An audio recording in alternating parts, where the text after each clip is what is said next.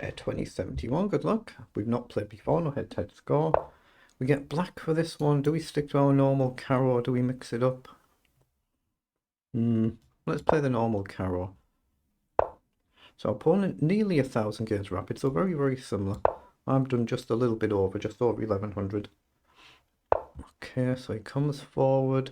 I think bishop up is still standard here, just trying to make sure I'm not mixing my theory up. I could be. I can always retreat if I think I'm forgetting my theory, but you're trying to stop white playing e6, so generally e6 is a good move. I could potentially trade here, but I don't think you do here. I just need to make sure I throw a move in to not get my bishop trapped, so I'm going to do that quickly. And it stops these moves.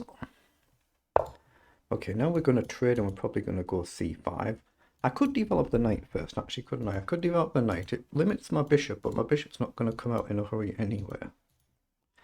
So do I do that? I think I will.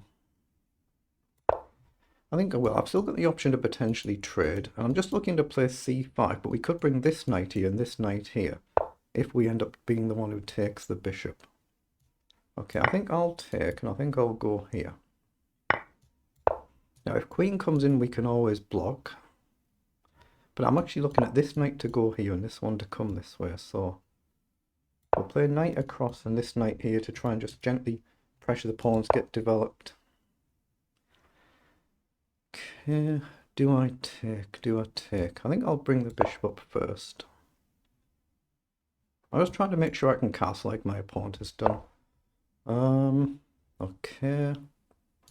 So here, if he were to come down, we've still got this idea, right? So let's get our knight developed. There's no way to actually create a real advantage for us here, but we're just trying to be solid and sensible and equalize the position if possible. Now, I think we pretty much have to castle this side, don't we? We've not got any real option to go queen side, so we'll castle. Now we're getting to a point where we really need to think about taking the center. So I'm going to do that and try and open things up before he builds a big attack coming. Is a sacrifice on? Takes my knight would be loose, wouldn't it? I don't think it is. So I'm going to play knight here. Trying to come in, but you can see the queen, if it gets over here, the pieces are stacking on my king's side. Could be a bit problematic, it could be. Let's bring our rook across. We might be walking into some sort of really dangerous attack here. Say bishop up, queen behind, it could all explode. That might be what he's kind of lining up there, might be. It's given me knight here though, hasn't it, to go and attack the bishop. Let's do that. We can hit that bishop, we can hit the pawn. He's got a very natural move if he wants it. Otherwise, we might trade a knight for a bishop. Yeah, he has indeed gone for that, so can we chuck a pawn here? The risk is it would open the file for our opponent's rook, but we can try and challenge it. But what else have I got? Queen up, he's really solid, isn't he? Queen up, would you take here? I'm not sure. I'm not sure. Here? What if he kicks our knight? Pawn up, pawn back. Are we just simply losing a pawn? Probably. Let's go here first with a view to pawn push, because he can kick our knight right now if he wants to. If I want there initially and I drop back, the pawn was just loose, where now I can play the pawn up and it's protected. So he's given himself an emergency square, so we'll now advance the pawn, but we're actually preparing to push forward if we can. Not easy to find any way to create an actual opportunity, but with black you're just trying to equalize the position. If a chance comes along, all good and well, but a lot of games the draw is going to be the best you can play for. So this is our chance to push on. Is it sensible? Is it stupid? That's what I'm trying to figure out. We can sack a pawn. So if he takes, we can take. Takes, we can take. So if he takes, if we go with a bishop, he can just take here. We can take, he can take back either way. It's going to be a pawn sack, but I'm going to do it just to try and open things up. So he does indeed take. Now we could go with the knight or the bishop. I like the idea of getting this bishop off the board, even if I sack the pawn to do it. So he's got a chance to take if he wants. If he wishes to do that, let's just see. Then we'll try and activate our rooks and trade if we can at some point. Okay, that wasn't a move I was expecting. So what's the idea there? He's looking at a check. Okay. But take, he might be good, mightn't he? He might be good. Here is not a move. So do I need to retreat instead of trading here? Yeah, maybe I do. Or maybe I play a move like, oh, f5. No, I can't, can I? I can play the knight back. I can take a knight back and come here. I think I'm going to do that. I'll just sack this pawn. And I'm going to try and bring my knight across to use it as a giant pawn.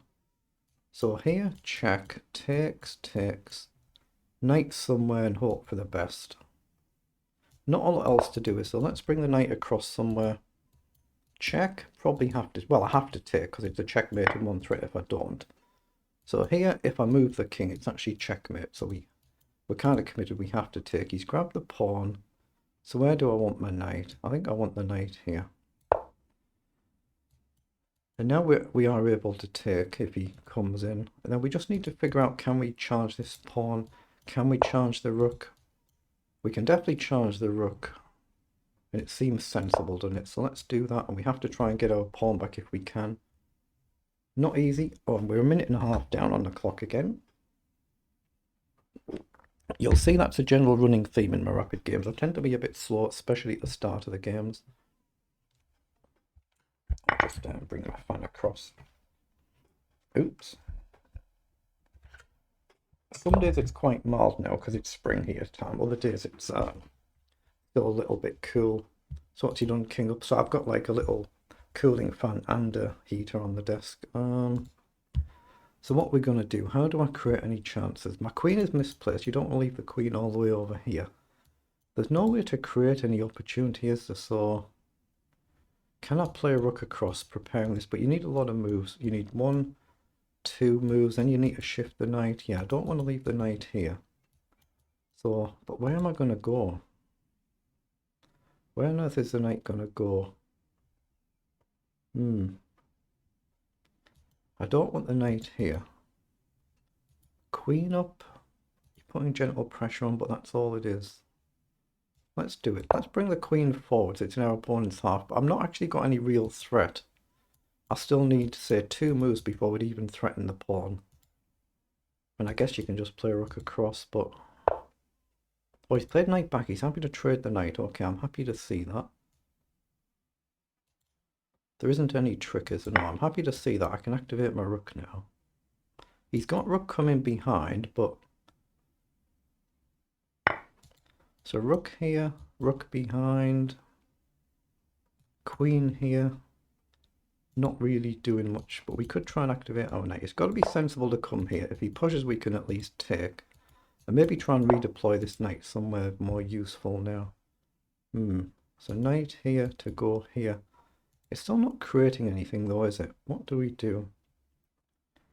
What do we do? Oh, can I go here and come up and go after his king? That looks tempting, doesn't it? So here, if he pushes, what if we just ignore it and go here? It's kind of committed then. He can take a pawn, check, here, check, back, check, king up, check is not really a thing. So he's probably fine. He's probably fine. It's probably not really a concept. So what about here then? Let's come here, maybe challenge for the square. I mean, I'm miles down on the clock now. I've got to quicken up soon. I can't play this slow for too long. I can offer a queen trade and go solid, but I need to start getting active. So I like knight around. Oh, actually, that could be an idea. 1, 2, 3, 4 moves, but no. I'm just going to go in for the queen trade. And if the queens come off the board, it's easy for both of us to play. We need to pile pressure on the pawn now. So let's activate the knight. So I need 2 moves to go here or here. So here.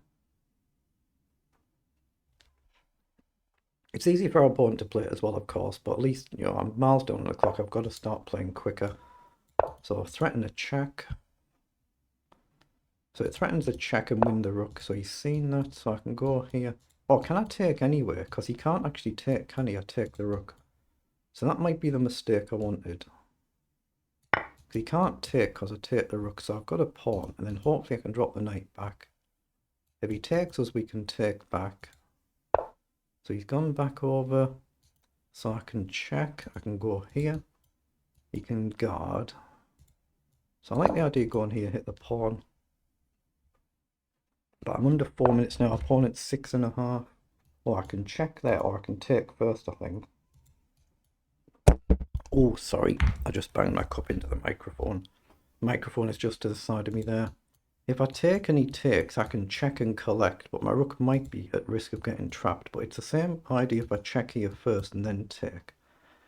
I've got to do it, don't I? I've got to try and get the pawn and then just collect here. There's always a risk I might get the rook trapped though. I might have been better taking first. So here, if he comes forward, I can actually take it with check, can't I? So I think it's playable. But there's a danger my rook might get trapped this way. Oh, he's gone for that, but that's a check. I'd seen that, and now I can come back. So is there any trick? I don't see it. Rook check. Nope. I think I just come back, hit that knight. But I'm 2 pawns up now. If I can just be stable and stop that pawn. I'm suddenly 2 moves up, but I'm miles down on the clock. Miles behind. So, do I want the knight here rather than the rook? Actually, I can play rook here as well, can't I? Hit the pawn. My knight's got a lovely square here. We're just threatening the pawn. We can plant our knight here to blockade his pawn. So he's played knight to guard, so I can go here, he can check. I don't like that. Let's go here. We guard our rook, we just need to make sure we're not getting trapped. Okay, so he's threatening to come across now. Check here. Check. Oh, that's checkmate. So check, he can't go here because it's mate. Here. Sorry, here. Check. Let's check. I think he has to go back over, but I might be wrong. Oh, well, that gets the rook off, so that has to be good for us. That has to be good. Or let's not pre-move it, see where he goes. That's the rook in it. Yeah, he couldn't go there. It's just gone wrong for white in a hurry, hasn't it? It's just gone wrong in a hurry. We were definitely not better in the opening. It's gone wrong in a hurry there.